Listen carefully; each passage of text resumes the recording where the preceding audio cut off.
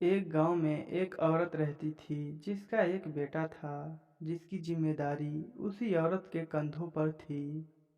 उसके पति इस दुनिया को छोड़कर चले गए थे। वह अपने बेटे को पढ़ा लिखा कर बहुत बड़ा आदमी बनाना चाहती थी। इसलिए वह दूसरे औरतों के घर काम करने जाती थी। जब तक उसका बेटा छोटा था तब तक तो अपने ही गांव के एक अच्छे स्कूल में पढ़ता था। इसलिए वह औरत अपने बेटे का आसानी से खर्च निकाल लेती थी। जैसे जैसे वह लड़का बड़ा होता गया, उसका खर्च निकालने के लिए उसकी माँ कई महिलाओं के घर काम करने जाती थी। अब उसका बेटा गांव की पढ़ाई पूरी कर लिया और अपनी माँ से बोला, माँ, अब मैं आगे की पढ़ाई करने के लिए शहर जाऊंगा और एक बड़ा अधिकारी बनकर वापस लौटूंगा। और उसकी माँ ने तो उसे पढ़ने के लिए शहर तो भेज दिया, लेकिन अब बेटे को पढ़ाने में पैसे बहुत ज़्यादा लग रहा था। इसलिए उसकी माँ अब और भी ज़्यादा औरतों के घर काम करने जाती थी, जिससे वह कभी कभी बीमार पड़ जाती। लेकिन वह बीमारी में भी काम करने जाती ताकि उसके बेटे की पढ़ाई में कभी कोई परेशानी ना हो। और वह लड़का आईएएस अधिकारी बन जाता है। फिर बेटा अपनी माँ को एक लेटर भेजता है, अधिकारी बन गया। अब माँ की खुशी का कोई ठिकाना न था और उसकी माँ बहुत खुश थी।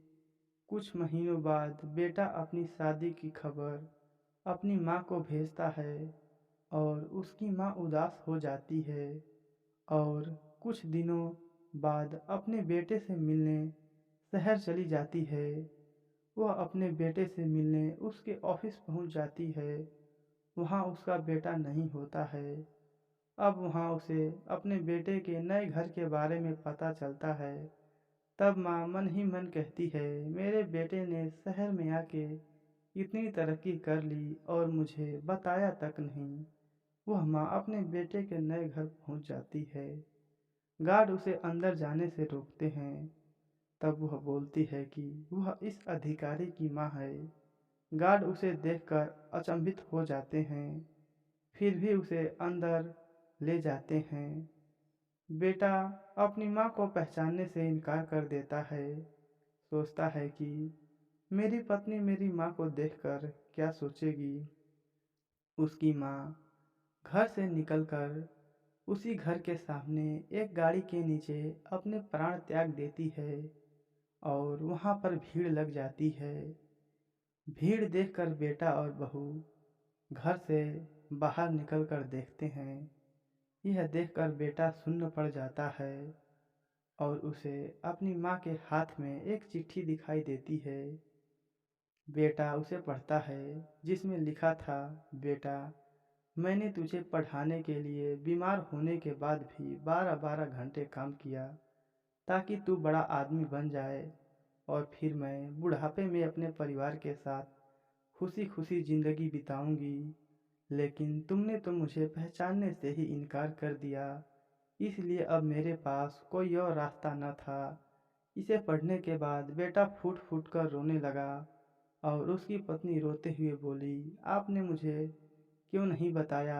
आपने मुझे इतना गलत क्यों समझ लिया? और बेटा अपने आप को कभी माफ नहीं कर पाया। दोस्तों, फूल कभी दो बार नहीं खिलते, जन्म कभी दो बार नहीं मिलते। मिलने को तो हजारों लोग मिलते हैं, लेकिन हजारों गलतियां माफ करने वाले माँ बाप नहीं मिलते। धन्यवाद दोस्तों।